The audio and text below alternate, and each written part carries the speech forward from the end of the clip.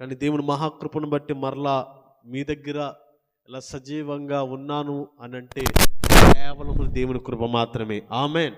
నేను ఒక్కడనే కాదు, మీరందరూ కూడా సజీవంగా ఉన్నారంటే, ఈ ఏరియా అంతా కూడా సజీవంగా ఉందంటే దేవుని మహాకృప. నూతనమైన సంవత్సరంలో అడుగు పెట్టామన్నా, దేవుడు ఎలా నడిపిస్తున్నాడన్నా కేవలము దేవుని కృప మాత్రమే. అందుని బట్టి దేవునికి 2 చేతుల పైకెత్తి గట్టిగా చప్పట్లు కొడుతూ దేవుని నామమును మహిమపరుద్దాం. సమస్త మహిమ ఘనత ప్రభావములు దేవునికే చెల్లునుగాక. ఆమేన్. మొట్టమొదటిగా ఈరోజు కాల సమయంలో చాలా బిజీ షెడ్యూల్, చాలామంది సేవకులు కానివ్వండి, ఆర్కెస్ట్రా వారు కానివ్వండి, కానీ దేవుని ప్రేరేపణ, దేవుని యొక్క ప్రణాళిక ఏమైందంటే ఎక్కడ అనేక మందికి సువార్తను ప్రకటించాలని దేవుడు నిర్ణయించాడు. కాబట్టి ఈ స్థలంలో ఉండగలిగా. నా ప్రియమైన బిడ్డలారా, కొద్దిసేపు దేవుని యొక్క మాటలతో కూడినటువంటి సాక్ష్యాన్ని మీ మధ్యలో పంచుకోవడానికి నేను ఇష్టపడుతూ ఉన్నా. జాగ్రత్తగా వినండి. గతించిన సంవత్సరంలో ఎన్నో బాధలు, ఎన్నో కష్టాలు, మనుషులకి ఎన్నో ఇరుకులు, ఎన్నో శత్రు అటాకులు, అంటే శత్రు యొక్క ఆలోచనలు. చాలామంది ఈ నూతన సంవత్సరంలో అడుగు పెట్టలేని వారు చాలామంది ఉన్నారు. కానీ నువ్వు నేను అడుగు పెట్టాను. కానీ నువ్వు నేను ఇలా బ్రతికి దేవుని పాదాల చెంతగా ఉన్నాము అంటే మనము చాలా దేవునికి కృతజ్ఞతాస్తుతులు చెల్లించబద్దులమై ఉన్నాం. అందుకే కీర్తనకారుడు ఒక మాట రాయబడి ఉంటుంది. ఏమనంటే 92వ కీర్తన మొదటి వచనంలో ఒక మాట క్లియర్గా మెన్షన్ చేస్తుంటుంది. ఏమనంటే, యెహోవాను స్తుతించుట మంచిది మహోన్నతుడా, నీ నామమును కీర్తించుట.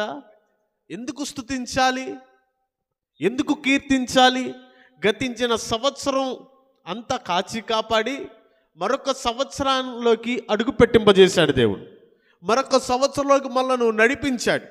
అటువంటి దేవునికి మనం ఏం చేయాలంటే, ఏమని కోరుతున్నాడంటే దేవుడు స్తుతించాలి. చెప్పండి ఒకసారి, స్తుతించాలి. ఎవరు స్తుతించాలి? దేవుని స్తుతించాలి. ఎందుకు అనంటే, ప్రతి విషయాల్లో, ప్రతి ఇరుకులు, ప్రతి ఇబ్బందులు, ఎన్నో అప్పులు, ఎన్నో సమస్యలు మనల్ని వెంటాడుతున్నప్పటికీ కూడా దేవుని కృప మనకు తోడుగా వస్తూనే ఉంది. ఎన్ని బాధలు గతించిన సంవత్సరంలో చెప్పుకోలేని తోటి సహోదరులకి, లేదంటే మీరు కట్టుకున్న భర్తలకి, పిల్లలకి చెప్పుకోలేని బాధలు, మనిషికి ఎన్నో బాధలు కలిగి ఉంటాయి. కానీ ఈ నూతనమైన సంవత్సరంలో మన జీవితంలో, మన బ్రతుకులో దేవుడు గొప్ప కార్యాన్ని చేయబోతున్నాడు. ఆమేన్. చాలామంది ఈ రోజున చాలా బాధలు, ఎన్నో కష్టాల చేత ఉన్నప్పటికీ కూడా ఈ స్థలంలోకి మీరు వచ్చి ఆరాధిస్తున్నారు. అది కేవలము దేవుని కృప. దేవుని కృప. నేను అంటాను, నాకు నేనుగా అంటాను, నేనేమై ఉన్నానో అది కేవలము దేవుని కృప మాత్రమే. మీరు కూడా చెప్పుకోండి, నేనేమై ఉన్నానో అది కేవలము దేవుని కృప మాత్రమే. అందుకే అంటాడు అక్కడ అదే వచనం, అదే అధ్యాయంలో ఒక మాట అని చెప్పి నేను సాక్ష్యంలోనికి వెళ్తాను. 9వ వచనంలో ఉంటుంది. ఏమనంటే, నీ శత్రువులు, యెహోవా నీ శత్రువులు నశించెదరు, చెడు పనులు చేయువారందరూ చెదరిపోవుదురు. జాగ్రత్తగా వినండి. గతించిన సంవత్సరంలో నీ మీద శత్రువు చాలామంది ఉండవచ్చు గనక, అపవాది ఎన్నో అటాకులు నీ జీవితంలో చేయొచ్చు గనక, కానీ ఇక్కడ కీర్తనకారుడు చెప్తున్న మాట ఏంటంటే, చెడు పనులు చేయువారందరూ ఏమైపోతారట? చెదరిపోతారు. నీ విషయంలో ఎంతోమంది నిన్ను హేళనగా చేసిన వారు ఉండొచ్చు, నిన్ను చాలామంది దుఃఖపెట్టిన వారు ఉండొచ్చు. ఎదుటిగా కనబడినప్పుడు బాగానే మాట్లాడతారు, వెనకాల ఉంటుంది అసలైన మాట్లాడుకునే రహస్యం. వాళ్ళందరూ కూడా ఏమవుతారంట తెలుసా? చెదరిపోతారు. ఆమేన్ చెప్పండి ఒకసారి. చెదరిపోదురుగాక. మన మీద అటాక్ చేసిన అపవాది కాడిలన్నిటినీ యేసు నామములో చెదరిపోవునుగాక. ఆమేన్. అందుకే ఒక మాట రాయబడి ఉంటుంది బైబిల్ గ్రంథంలో, ఆదియందు వాక్యం ఉండెను, వాక్యము దేవుని యొద్ద ఉండెను, వాక్యమే దేవుడై ఉండెను. ఆది అనగా ప్రారంభం. ఆది అనగా ప్రారంభం మనకి ఎలాగ వస్తుందంటే, సృష్టి ప్రారంభంలోకి వస్తుంది. ఎగ్జాంపుల్ చూసుకున్నట్లయితే, ఈరోజు ఈ సంవత్సరం, ఈరోజు ప్రారంభ దినం. స్తోత్రం కలుగునుగాక. ఈరోజు ప్రారంభ దినమైనప్పుడు మనం ఆదిలో ఉన్నటువంటి దేవుడు, ఆది అనగా ప్రారంభం. ఆది అనగా కొన్ని నానార్థాలు ఉన్నాయి. ఆది, ప్రారంభం, అలాగే ఓంకార రూపుడు, సత్యస్వరూపుడు, నాదస్వరూపుడు, ఇలా చాలా దేవునికి చాలా పేర్లు ఉన్నాయి. ఆ ఆదిలో ఉన్నటువంటి దేవుడే ప్రతి మానవుని సృజించాడు. ఆ మానవుల్లో మనం కూడా ఉన్నాం. ఆమేన్. ఆ మానవుల్లో మనం కూడా ఉన్నాము కాబట్టి దేవుడు ఇలా చెదిరిపోవు వాటన్నిటి నుండి మనల్ని తప్పిస్తూ వస్తున్నాడు. ఎన్నో బాధలు, ఎన్నో కష్టాలు, వాటన్నిటిని దేవుడు ఏం చెప్తానంటున్నాడంటే చెదరపోయింపజేస్తాను. ఆ బాధ నుండి, ఆ కష్టాల నుంచి నీవు కనుక నా చెంతకు రాగలిగితే, నీ జీవితం కనుక నా చేతిలో పెట్టగలిగితే, నీకున్న ప్రతి పరిస్థితుల నుండి, నీకు శత్రు అటాకులన్నిటి నుండి చెదరిపోయింపజేస్తాను అంటున్నాడు. జాగ్రత్తగా వినండి. నా జీవితంలో కూడా చిన్ననాటి నుండి దేవుని మందిరంలో పెరిగిన వ్యక్తినే, చిన్ననాటి నుంచి దేవుని మందిరంలో ప్రయాణం చేస్తున్న వ్యక్తినే. అలా ప్రయాణం చేస్తూ వాయిద్యాలంటే చాలా ఇష్టం. జాగ్రత్తగా వినండి. వాయిద్యాలు వాయించడం అంటే చాలా ఇష్టం. దేవుని మందిరంలో వాయిద్యాలు వాయిస్తూ ఉండేవాడిని. అలాగే అపవాది కూడా నా మీద టార్గెట్ చేశాడు. ఎగ్జాంపుల్ చెప్తాను. మనం ఎంతగా వాడబడుతున్నామో అంతగా అపవాది టార్గెట్ చేస్తాడు. ఎగ్జాంపుల్ మీకు చెప్తాను. ఇక్కడ పరిచర్య ప్రారంభించబడింది. అపవాది అటాక్ ఎలా ఉందంటే, ఈ పరిచర్ని ఏదో రకంగా ఆపివేయాలి, ఈ పరిచర్ని ఏదో రకంగా నాశనం చేయాలి, సాక్ష్యాన్ని పాడు చేయాలని చూసేటువంటి వ్యక్తి ఎవరు? అపవాది. కానీ దేవుడు ఒక స్టెప్ ముందుకే ఏపించేది ఎవరు? అందుకే ఆ వచనంలో ఉంటుంది, 10వ వచనంలో, గొర్రెపోతు కొమ్ము వలె నీవు అక్కడ ఉంటుంది, నా కొమ్ము పైకెత్తితివి, క్రొత్త తైలముతో నేను అంటబడి తిని. గొర్రెపోతు కొమ్ము అనగా ఒంటిగల కొమ్ము. జాగ్రత్తగా వినండి. ఒక కొమ్ము కలిగిన కొమ్ము. అది ఎలా సూచన అంటే విజయానికి సూచన. స్తోత్రం కలుగును గాక. ఆ విజయానికి సూచనటువంటి ఆ కొమ్మే ప్రతి పరిస్థితిలో ప్రతి సంవత్సరం కూడా మనకు తోడుగా వస్తుంది. ఎలాగంటారంటే ప్రతి సంవత్సరం ఆయుషిస్తూ క్రొత్త తైలముతో నింపుతూ వస్తున్నాడు. అపవాది ఆలోచన ఏంటి? పరిచర్యను ఆపివేయాలని. అపవాది ఆలోచన ఏంటి? ఏదో రకంగా సాక్ష్యాన్ని పాడు చేయాలని కదా.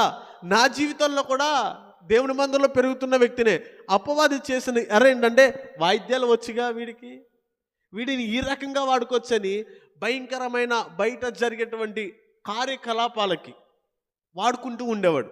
డబ్బులకి కాదు, ఫ్రీగా. నేను స్కూల్కి వెళ్తూ వస్తున్నప్పుడు కూడా ఎలా జరిగేది అని అంటే, రోడ్డు మీద ఎవరైనా కనబడ్డారనుకో వాయిద్యాలు వాయించేవాళ్ళు. మీకు ఎగ్జాంపుల్, ఇలా ఓపెన్గా మాట్లాడట్లేదు కానీ అర్థం చేసుకుంటారని చెప్తున్నా. ఇలా వాయిద్యాలు వాయించినప్పుడు ఎవరైనా తెలిసిన వాళ్ళు కనబడ్డారనుకో వాళ్ళు పిలిచి మరీ వాయించుకునేవారు. ఒక 10 నిమిషాలు వాయించవచ్చుగా. అర్థమైందా మీకు దేనికి వాయించుకునేవారు? ఒక 10 నిమిషాలు వాయించవచ్చుగా, వాయించి వెళ్ళిపో అనేవారు. అలా వాయించేవాడిని. అలా అపవాది వాడుకుంటూ ఉండేవాడు. అలా జరుగుతూ ఉండగా అపవాది కబంధ హస్తాల్లోకి వెళ్ళిపోయాను నేను. ఎలా వెళ్ళిపోయానంటే, ఆ వాయిద్యాలే బేస్ చేసుకొని, అవే టార్గెట్ పెట్టుకొని మా ఏరియాలో భయంకరమైన కార్యకలాపాలు జరిగేటప్పుడు వాటికి భయంకరంగా వాయిద్యాలు వాయిస్తుంటే, ఈ రోడ్లో జరుగుతుందనుకోండి ఆ కార్యక్రమం, అవతల రోడ్లో మా అమ్మగారికి తెలిసి, మా అమ్మగారు చేసే పని ఏంటో తెలుసా, తెలిసింది అని వచ్చేసేవారు. అక్కడికి తెలుసు విషయం, వచ్చేసేవారు. వచ్చి ఎక్కడున్నారని ఎతికేవారు. కానీ మా అమ్మ వస్తుందని తెలిసి ఆ పక్క రోడ్లోకి వెళ్ళిపోయేవాడు. అలా తిరిగిన బ్రతుకు. అంటే అపవాది అలా వాడుకునేవాడు. అపవాది వాళ్ళ టార్గెట్ చేశాడు నా విషయంలో. కానీ నా ప్రియుని పెట్టారు, జాగ్రత్తగా వినండి. అలా జరుగుతూ ఉండగా వాయిద్యాలు అంటే చాలా ఇష్టంగా దేవుని పనిలో వాడబడేవాడిని, ఇటు వాటికి వాడబడేవాడిని. కానీ దేవుని కృప ఏంటంటే ప్రతి విషయంలో నన్ను కాపాడుతూ వస్తున్నాడు. నేను చిన్నప్పుడే చనిపోవలసిన వ్యక్తిని. మా చర్చి దగ్గరే నుయ్యి ఉండేది, బావి ఉండేది, నూతి. అక్కడ మందిరం కడుగుతూ ఉండగా అపవాది టార్గెట్ చేసింది ఏంటంటే, మందిరం కడుగుతూ ఉండగా చేదతో నీళ్ళు తీస్తుంటే కింద జారిపోయి నూతిలో పడిపోయే వ్యక్తినే. ఆ క్షణాల్లో కూడా కాపాడుకుంటూ వచ్చాడు. ఎందుకో తెలుసా? నా మీద ప్రణాళిక ఉంది కాబట్టి. అంతలా తిరుగుతున్నా, అంతలా వెళ్తున్నా దేవుడు కాపాడాడు. ఆ క్షణంలో మరలా కొనసాగుతూ ఉండేవాడిని. అలా విచ్చలవిడిగా నా జీవితాన్ని పాడు చేసుకున్నా. స్కూల్కి వెళ్ళేవాడిని కాదు. స్కూల్కి వెళ్తే 10th క్లాస్లో స్కూల్కి వెళ్తే ఎలా ఉండేదంటే, ఈడొచ్చాడా ఇంక అయిపోయినట్టే ఈ రోజంతా. అంటే ఎలాగంటే భయంకరంగా బూత్ మాటలు మాట్లాడడం. ఇంకా చెప్పలేను, వివరించలేనంతగా మాట్లాడేవాడిని. అంత భయంకరంగా ఉన్నప్పుడు, కానీ దేవుని కృప ఏంటంటే నా మీద ప్రణాళిక ఉంది. అలా నడిపిస్తూ వస్తున్నాడు. ప్రతి క్షణం క్షమిస్తూ వస్తున్నాడు. క్షమిస్తున్నాడు కదా అని పాపం చేయకూడదు.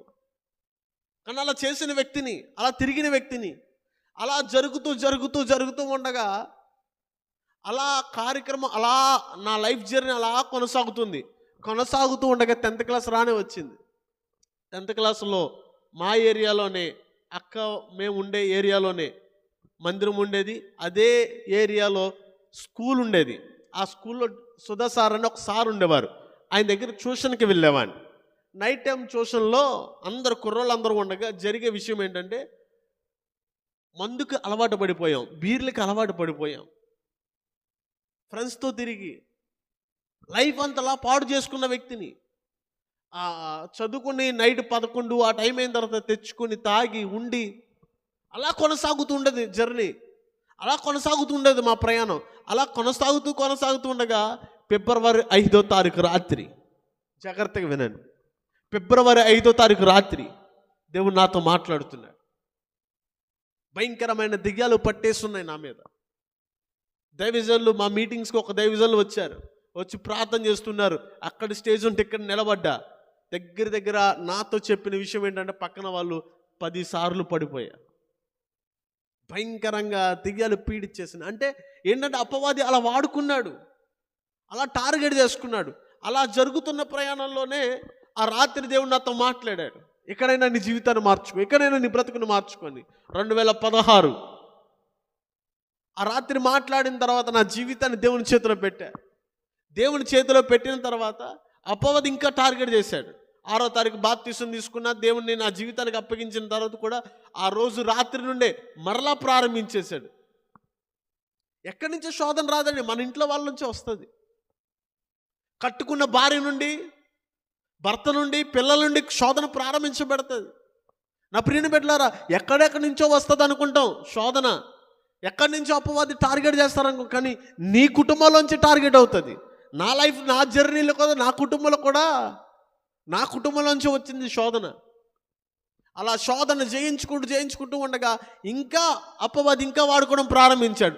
ఒకప్పుడు అయితే తమ్ముడు తర్వాత ఎదురుగాని డిస్టర్బ్ చేయొద్దు. అలా కొనసాగుతూ ఉండగా, ప్రయాణం కొనసాగుతుంది, అలాగా జర్నీ కొనసాగుతూ ఉండగా అపవాది ఇంకా టార్గెట్ చేశాడు. ఇప్పుడు వరకు వాడుకున్న ఒక ఎత్తు అయితే, ఇప్పటి నుంచి వాడుకునే వ్యక్తి ఇంకొక ఎత్తు. అటు దేవుని పనిలో వాడబడేవాడిని, ఇటు లోకంలో వాడబడేవాడిని. భయంకరంగా వ్యసనాలకు గురైపోయింది చూసారా, అవి ఇంకా టార్గెట్ చేస్తూనే ఉన్నాయి. అబద్ధాలు, దొంగతనాలు, చెప్పుకోలేని దొంగతనాలు అవి. చిన్న ఒక దైవజనులు చాలా విషయాలు మాట్లాడేవారు. ఏమనంటే, చిన్న విషయాలకి ఎందుకు పడిపోతున్నావు? చాలామంది దైవజనులతో మాట్లాడేవాడు దేవుడు. ఇంతగా దేవుడు నిన్ను ఆశీర్వదించాడు, ఇంతగా ఇన్ని తలాంతలు ఇచ్చాడు దేవుడు, ఇంతలా నిన్ను వాడుకుంటున్నాడు, అయినప్పుడు చిన్న విషయాలు ఎందుకు పడిపోతున్నావు? చిన్న విషయాలకి పడిపోయావని నా లైఫ్ అలా పాడు చేసుకున్నా. ఒక రోజు రాని వచ్చింది, దేవుడు పట్టుకున్నాడు. ఒక అమ్మాయిని ప్రేమించి నా జీవితాన్ని అంతా కొలాప్స్ చేసుకోను. వద్దు అనుకుంటే సరిపోద్దిగా, చేసుకోవద్దు, వద్దు అయిపోయిందిలే ఇంకా అనుకుంటే సరిపోద్ది. కానీ జీవిత సాక్ష్యాన్ని మరింతగా చచ్చిపోయేలాగా చేశాడు అపవాది. అయిపోయింది అనుకుంటే అయిపోయేదే అక్కడికి కార్యక్రమం. కానీ దాన్ని ఎలా తీసుకెళ్ళాడంటే, చచ్చిపోయే పరిస్థితుల వరకు వెళ్ళిపోయాను. సర్వీస్ వైర్లు, కరెంట్ వైర్లు ఉంటాయి ఓపెన్గా, ఆ వైర్లు పట్టుకోవడానికి వెళ్ళా. ఉరేసుకొని మెడకి తాడు వేసుకొని లేదా ఏదో క్లాత్ కట్టుకొని రూమ్లో చచ్చిపోదాని ప్రయత్నాలు చేశా. ఎందుకు జీవితం ఇంత దారుణంగా అయిపోయింది, నా బ్రతుకు ఇంతలా అయిపోయిందా అనుకుని ఏడ్చిన దినాలు, కన్నీరు కార్చిన దినాలు. ఒక పక్క చూస్తే అపవాదిలా వాడుకుంటున్నాడే, ఒక పక్క దేవుని పనిలో వాడబడుతున్నానే. 2 పడవల మీద కాలు వేయకూడదుగా, కానీ నా జీవితం అలా అయిపోయింది. ఎందుకు చావడం బెటరు, అపవాది అంతలా లాక్కెళ్ళిపోతున్నాడు. కానీ దేవుని చిత్తం ఏంటంటే, దేవుని ప్రణాళిక ఏంటంటే, అనేక మందికి నువ్వు మాదిరికరంగా ఉండాలి. ఈరోజు నిన్ను కూడా ఇక్కడ కూర్చోబెట్టాడు గల కారణం ఏంటో తెలుసా? నువ్వు అనేక మందికి మాదిరికరంగా ఉండాలి. అలా జరుగుతుంది. వెళ్తున్నా, మీటింగ్స్కి వెళ్తున్నా, నా జీవితాన్ని మార్చుకున్నా, ఇంకా బ్రతుకు ఈ పాత బ్రతుకు వద్దు అనుకొని దేవుని చేతిలో నా జీవితాన్ని పెట్టా. దేవుని చేతిలో నా జీవితాన్ని, ఇంకా ఆ దొంగతనాలు, అబద్ధాలు అవన్నీ కట్ చేసి దేవుని చేతిలో ఎప్పుడైతే పెట్టానో నా జీవితాన్ని మొత్తాన్ని దేవుడు తిరగ మార్చాడు, మొత్తం మార్చేశాడు. అలా మారుస్తూ కేవలం దేవుని ప్రణాళికలో, దేవుని చిత్తంలో ప్రయాణం చేస్తుండగా అపవాది నార్మల్గా ఉంటాడా? నార్మల్గా ఉండే వ్యక్తివా? అలా దేవుని పనిలో ఎలాగైతే వాడబడుతున్నానో, అలా దేవుని పనిలో ఎలాగైతే నిలబడ్డానో అపవాది కూడా అలాగే టార్గెట్ చేశాడు. వివాహం జరిగింది. వివాహం జరిగిన నెల రోజుల్లో నుండి అపవాది మరలా ప్రారంభించాడు. భయంకరమైన శోధనలు. ఇంట్లో వాళ్ళు బయటికి ఎంటేశారు. ఎందుకు? పెళ్లి చేసుకున్నా నా భార్యతో అన్నారు. ఏమనంటే, పెళ్లి చేసుకున్నావుగా, తీసుకెళ్ళిపో. ఇంట్లో వాళ్ళ టార్గెట్. చచ్చిపోతే బెటరు, ఏదైనా లారీ వచ్చి గుద్దేయాలి. నిజంగా వాస్తవంగా దేవుని పాదాల చెంతని మాట్లాడుతున్నా. చచ్చిపోతే బెటర్గా ఇడు. ఎందుకు?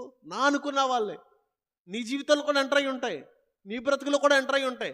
కానీ నేను చెప్తున్నా, జాగ్రత్తగా వినండి. దేవుడు అపవాది ఎంతలా అయితే టార్గెట్ చేస్తాడో అంతలా దేవుడు హెచ్చిస్తాడు. అక్కడ రాయబడిన మాట అదే, గొర్రెపోతు కొమ్ము వలె నీ తల పైకి ఎత్తబోతున్నానని. నా ప్రియ బిడ్డలారా, ఈ నూతనమైన సంవత్సరంలో ఒక నూతనమైన దయగిరీటంగా దేవునితో చెప్తున్న మాట తెలుసా? గొర్రెపోతు కొమ్ము వలె నీ తలను పైకి ఎత్తబోతున్నాడు. నా ప్రియ బిడ్డలారా, బైబిల్ ఇంకో మాట ఉంటుంది, నిరాకరించబడిన రాయి మూలక తలరాయి అవుతుంది. నా జీవితంలో కూడా ఏడ్చా.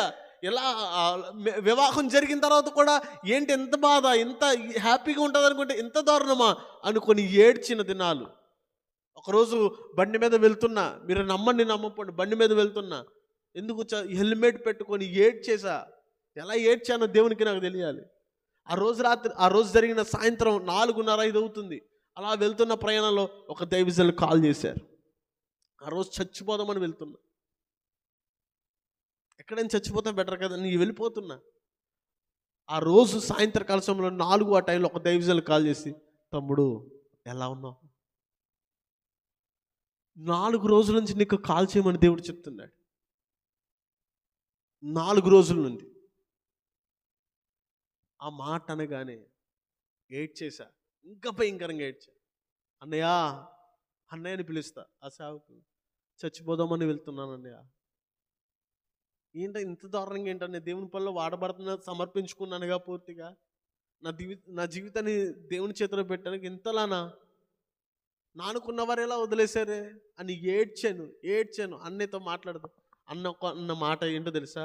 ఎంతమంది విడిచిపెట్టినా, ఎంతమంది వదిలేసినా, ఎంతమంది ఇంట్లో వాళ్ళే నెట్టేసినా, కానీ దేవుడు మాత్రం విడిచిపెట్టాడు. నీకు నేనున్నా, నా దేవుడు ఉన్నాడు అని ధైర్యపరిచారు దైవజనులు. నా ప్రియ బిడ్డలారా, నిజమే, నీ ఇంట్లో వాళ్ళు నిన్ను విడిచిపెట్టవచ్చు, నీ ఇంట్లో వాళ్ళు నిన్ను వదిలేయచ్చు. కానీ దేవుడు ఎన్నుకున్న వ్యక్తి ఉన్నారు చూసారా, ఈ ఆత్మీయ తండ్రి. ఈ ఆత్మీయ తండ్రి దగ్గరికి వచ్చి నీ బాధను చెప్పుకుంటే, దేవుని దగ్గరికి వచ్చి దేవుని పాదాల చెంతకు వచ్చి నీ బాధను చెప్పుకుంటే ప్రతి బాధ సంతోషంగా మార్చబడతాయి. నేను అనుభవించగలిగా. నా ఇప్పటికీ అనుకుంటా నా ఆత్మీయ తండ్రి బ్రతికి ఉంటే ఈ పాటికి ఒక స్థాయిలో పెట్టేవారు అనుకుంటా. అక్కడికి తెలుసు నా ఆత్మీయ తండ్రి ఇప్పటికీ ఉండుంటే నేను ఒక స్థాయిలో ఉండేవాడిని అనుకుంటా. కానీ దేవుని ప్రణాళిక ఏంటో తెలుసా? ఓకే, కానీ దేవుని ప్రణాళిక ఏంటో తెలుసా? కష్టాల బండి వెళ్తే ఒకానొక రోజు సాక్షిగా నిలబడతామని. నీ జీవితం కూడా అంతే. బాధలు ఉన్నాయి కదా, కష్టాలు ఉన్నాయి కదా, ఎందుకు చచ్చిపోదాం? ఏంటి అర్థం కాని పరిస్థితి అని వేదన పాడొచ్చు. ఇప్పుడు బాగానే ఉంటాం. కొంతమంది ఒక మాట ఉంటుంది, అందరి ముందు ఏడవడంట, కానీ వాష్రూమ్లోకి వెళ్ళి ఏడుస్తాడంట. ఎందుకో తెలుసా? ఆ బాధలు చెప్పుకోలేని బాధలు నా జీవితంలో కూడా ఎంటర్ అయినాయి. నా ప్రియ బిడ్డలారా, అలా కొనసాగుతుంది. కానీ దైవజనుల ద్వారా ఎప్పుడైతే మాట్లాడాడో, ఆ రోజు ఫోన్ చేసి మాట్లాడిన తర్వాత ఇంకొక మాట అన్నారు. ప్రియ బిడ్డలారా, ఎక్కడైతే తలదించుకున్నానో, మీరు నమ్మండి నమ్మకండి, ఎక్కడైతే నెట్టేశారో, ఎక్కడైతే అవమానపరిచారో అక్కడే తలెత్తుకునేలా దేవుడు చేశాడు. ఆ బ్లెస్ ద్వారా నేను చాలా ఏడ్చా. ఏంటి బ్రతుకు? అనుకొని ఏడ్చినప్పుడు ఆ ఎబ్లెస్ ద్వారా దేవుడు చాలా ఘనంగా జరిగించారు. అలా కొనసాగుతుంది. అంతవరకు ఓకే. ఇంకా వాడబడుతున్నా దేవుని చేతుల్లో నలుగుతూ ఉండగా అపవాది నేను ప్యాడ్స్ వాయిస్తా, నేను ప్యాడ్ ప్లే చేస్తా, తమ్ముడు కీబోర్డ్ ప్లే చేస్తాడు. ఎగ్జాంపుల్ చెప్తున్నాను మీకు. అలా ప్యాడ్స్ ప్లే చేస్తూ నేను మీటింగ్స్కి వెళ్తూ ప్రతిసారి దగ్గర 2017 నుండి నేను ప్రయాణం చేస్తూనే ఉన్నా. ఏ రోజు ఏ హాని కలగల. కానీ జరిగిన విషయం ఏంటంటే, ఎప్పుడైతే పూర్తిగా సమర్పించుకొని ఎంతగైతే నేను వాడబడుతున్నానో, ఎంతగైతే నలకొట్టబడుతున్నానో, అపవాది ఎక్కడైతే నేను నలుగుతున్నానో, ఎక్కడైతే దేవుళ్ళు వాడబడుతున్నానో అక్కడే కొట్టాడు. సర్జరీ ఎముక నేను పడిపోయినప్పుడు, సరే చిన్నగా పడిపోయాం కదా అనుకొని లెగుస్తుంటే లెగనవట్ల కాలు. మీటింగ్ వెళ్ళాను, వచ్చేస్తుండగా మీటింగ్ ప్లేస్ నుంచి 1 కిలోమీటర్, ఎగ్జాంపుల్ చెప్పాలంటే ఇక్కడ నుంచి మన ఊరు చివరికి వెళ్ళామంతే. సడన్గా సింపుల్గా జాయిగానే వెళ్తున్నాం. నా బండి కూడా బ్రేకులు పడవు. అలాంటిది ఆ రోజు బ్రేకులు పడింది. బండి స్కిడ్ అయిపోయింది. ఇక్కడ నుంచి అల్లంత దూరం దేక్కుంటూ వెళ్ళిపోయాం. కానీ ఒక విషయం చెప్పమంటారా, మీ దగ్గరికి వచ్చే వ్యక్తి, నేను బండి తోలుతున్న వెనకాల మీ దగ్గరికి వచ్చే కీబోర్డ్ ప్లే చేశాడు మొన్నటి వరకు, మోజెస్ అని. తమ్ముడు నేను మీటింగ్కి వెళ్తూ వస్తుండగా తమ్ముడు పడిపోయాడు, కానీ తమ్ముడికి చిన్న గాయం కూడా తగల. టార్గెట్ ఎవరి మీద? అపవాది టార్గెట్ ఎవరి మీద? నా మీదే. వాడబడుతున్నాడు, నలగొట్టబడుతున్నాడు, కానీ వీడి సేవకి పని చేయకూడదు అని అపవాది ఎక్కడైతే ఈ కాలుతోటి ప్యాడ్స్ ప్లే చేస్తూ ఫుట్ పేడలు కొట్టాలి, అలాంటి కాలు మీద కొట్టాడు. కానీ ఒక విషయం చెప్తున్నా, ఎప్పుడైతే జరిగిందో ఆపరేషన్కి వెళ్ళాం, ఎక్స్రే తీయడానికి కూడా నా కాలు సపోర్ట్ చేయలే. అలాగే ఎక్స్రే తీశారు. ఎముక ఎలా ఇరిగిందంటే పుల్ల ముక్కలా విరిగిపోయింది. మీరు నమ్మండి నమ్మకపోండి, పుల్ల ముక్కలా విరిగిపోయింది. ఆ రోజు రాత్రి ఏమనుకున్నామంటే, ముందు తొడకి లోపల మాంసమేనా ఉబ్బిందేమో, ఒకవేళ వాసిందేమో అనుకున్నాం. కానీ ఎముక మొత్తం విరిగిపోయిన తర్వాత ఆపరేషన్ థియేటర్లోకి అన్ని సిద్ధం చేసుకొని వెళ్ళారు. సాయంత్రం 5:30 గంటలు తీసుకువెళ్తే రాత్రి 1 గంటన్నర తీసుకొచ్చారు ఆపరేషన్ థియేటర్లో. జరిగిన విషయం ఏంటో చెప్పమంటారా? పుల్ల ముక్కలు ఇరిగిపోయింది, ఓకే. ఆపరేషన్కి ఓపెన్ చేసిన తర్వాత 3 చోట్ల ఇరిగిపోయింది. 3 చోట్ల. నా ప్రియమైన బిడ్డలారా, ఆపరేషన్ చేయడం అవ్వదని వచ్చేసారు బయటికి. కష్టం, చాలా కష్టం అని అన్నారు. అలాంటి స్థితుల్లో మీకు ఇంకొక విషయం చెప్పనా, దేవుని చిత్తం ఎలా ఉంటుందో చెప్తున్నాను, జాగ్రత్తగా వినండి. అక్కడ నర్సులందరూ దేవుని నమ్మిన వ్యక్తులే. ఇంకొక విషయం చెప్తున్నా, వెన్నుపూసకి ఇంజక్షన్ ఇస్తారు చూసారా, ఎనస్థీషియా, ఆయన కూడా పాస్టర్ గారే. ఆపరేషన్ చేసింది కూడా పాస్టర్ గారే. దేవుని చిత్తం, దేవుని ప్రణాళిక ఎలా ఉంటుందో ఆలోచించండి. అపవాది కొట్టాలనుకుంటాడు, కానీ దేవుని చిత్తం ఏంటి? అవ్వదు అనుకున్న దాన్ని ఎలా చేసేవాడే దేవుడు. అవ్వదు అనుకున్నారు, కానీ దేవుని కృప ఏంటంటే ఆ మేజర్ ఆపరేషన్ మీరు నా భార్యతో చెప్పారు డాక్టర్ గారు ఏమనంటే, నువ్వు చాలా జాగ్రత్తగా చూసుకోవాలని. ఆ రోజు ఆపరేషన్ చేశారు. మొత్తానికి తీసుకొచ్చారు బయటికి. చాలామంది చూడడానికి వస్తున్నారు, దైవజనులు చాలామంది, నా తోటి వారు చాలామంది వస్తున్నారు. అలాగే ఇంకొక విషయం చెప్తానే, నా తల్లి కూడా వచ్చి ఒక 5 నిమిషాలు కూర్చొని వెళ్ళిపోయారు. మనిషికి ఎంత బాధ కలుగుతుంది, ఎంత బాధ ఉంటుంది. కానీ నా ప్రియ బిడ్డలారు, ఎంతమంది విడిచిపెట్టినా దేవుని చిత్తంలో ఉన్న వారు విడిచిపెట్టరు. దేవుడు విడిచిపెట్టాడు. నీ కుటుంబస్తులు నిన్ను విడిచిపెట్టచ్చేమో, దేవుడు విడిచిపెట్టే దేవుడు కాదు. అలా ఆపరేషన్ అయిపోయింది, వచ్చేసాం రూమ్కి. 4 రోజుల్లో డిశ్చార్జ్ చేసేసారు. ఇంటికి వచ్చాం, నెలకు ఒకసారి వెళ్తూ వస్తున్నాం. ఒక విషయం చెప్పమంటారా, డాక్టర్ గారు ఏమన్నారంటే, దగ్గర 6 నెలల వరకు మంచం మీద లెక్కకూడదన్నారు. నేను అలా మంచం మీద ఉన్న ప్రేయర్ చేసుకుంటున్న, వాక్యాన్ని ధ్యానిస్తున్న, దేవుడు నాతో ఒక్కొక్క విషయం పరిచర్య గురించి, సేవ గురించి మాట్లాడుతున్నారు. ఒక డేట్ ఇచ్చారు దేవుడు నాకు, నవంబర్ 27. ఆ రోజు నేను బయటికి తీసుకురాబోతున్నా. ఆపరేషన్ అయింది ఎప్పుడైందో తెలుసా? అక్టోబర్ 1 తారీఖున అయింది. అక్టోబర్ 1. ఎన్ని రోజులైంది? ఎన్ని నెలలు అవుతుంది నవంబర్కి? October, November. అప్పుడు నేను పెట్టారా, నవంబర్ 27వ తారీఖున బయటికి తీసుకొస్తానన్నాడు. అదే రోజు, అదే తేదీన దేవుడు ఆ రోజు మొదలుకొని ఈ రోజు వరకు స్టిల్ ఇప్పటి వరకు దేవుడు వాడుకుంటూనే ఉన్నాడు. అప్పుడు నేను పెట్టారా, ఆపరేషన్ చేశారు కదా, డాక్టర్ దగ్గరికి మనం వెళ్ళినప్పుడు ఏమన్నారంటే మెయిన్ ఎముక సెట్ అయిపోయిందన్నారు. 6 నెలల వరకు లెక్కడు అన్న డాక్టర్ గారే మెయిన్ ఎముక సెట్ అయిపోయిందన్నారు. దేవుని చిత్తం అలా ఉంటుంది. ఇంకో 2 చోట్ల విరిగిన చూసారు, మొత్తం 3 చోట్ల కదా, ఆ 2 అతుక్కుంటున్నాయి, దగ్గరికి వస్తున్నాయి అని అన్నారు. రెస్ట్ తీసుకోమన్నారు. కానీ దేవుని ప్రణాళిక ఏంటంటే వాడబడాలి. నా ఆలోచన ఒకటే, ఒక బైబిల్ ఒక మాట నేను పదే జ్ఞాపకం చేసుకుంటా. ఏమన్నా తెలుసా? శిష్యులతో ఒక మాట చెప్తాడు దేవుడు, ఏమనంటే నీ కాలు నిన్ను అభ్యంతరపరిస్తే కాలుని తీసేయి, నీ చెయ్యి నిన్ను అభ్యంతరపరిచిందా చెయ్యిని తీసేయి, కన్ను అభ్యంతరపరిచిందా కన్ను తీసేయి. నేను లెక్క చేయలే, ఇంతలో జరిగిందిగా. ఎవరైనా అయితే చాలామంది అన్నారు రెస్ట్ తీసుకో, వద్దు, బయటికి వెళ్ళొద్దు, రేపు అన్న రోజు ప్రాబ్లం. కానీ దేవుని ప్రణాళిక నేను వాడబడాలి. నా ఆలోచన కూడా అదే. నన్ను ఇలా సజీవంగా ఉంచాడంటే నేను వాడబడాలి. ఈరోజు నిన్ను కూడా నా ఒక్కడికే కాదు, ప్రతి ఒక్కరికి చెప్తున్న విషయం ఏంటో తెలుసా? నేను ఎంతగా అయితే ఇంతలా ఉన్నప్పుడు కూడా దేవుని పనులు ఎలా వాడబడుతున్నానో, నేను సజీవంగా ఉంచి అన్నీ ఇచ్చిన దేవునికి నువ్వు ఎంతగా కృతజ్ఞత కలిగి ఉండాలి, ఎంతగా దేవుని స్తుతించాలి. ఒక నూతనమైన సంవత్సరంలో నిన్ను అడిగెట్టింపజేశాడుగా, నూతనమైన సంవత్సరంలో నిన్ను ప్రవేశింపజేశాడుగా, నువ్వెంతగా కృతజ్ఞత చెల్లించాలి దేవునికి. అన్నీ ఉన్న వ్యక్తి ఎలాగైనా సువార్త చేస్తాడు, ఎలాగైనా బ్రతుకుతాడు. ఏదైనా సర్జరీ జరిగినా ఏదైనా అయినా ఎలా చేయగలుగుతాడు? కానీ దేవుడు నన్ను నిలబెట్టుకొని ఇలా వాడుకుంటున్నాడు. అప్పుడు నేను పెట్టారా, ఒకసారి ఆలోచించు. ఇలా ఊపిరి పోసాడే, ఇలా బ్రతికించాడే, ఇంత ఆపరేషన్ డాక్టర్లు లేవద్దన్న పరిస్థితిలో ఉన్నప్పుడు కూడా దేవుడు లేపి వాడుకుంటున్నాడే నన్ను. నిన్ను వాడుకోడా? ఈరోజు ఎంతమందే ఉన్నాం, కరెక్టే. అప్పుడు నేను జాగ్రత్తగా వినండి. నీకు అన్నీ ఇచ్చాడుగా దేవుడు.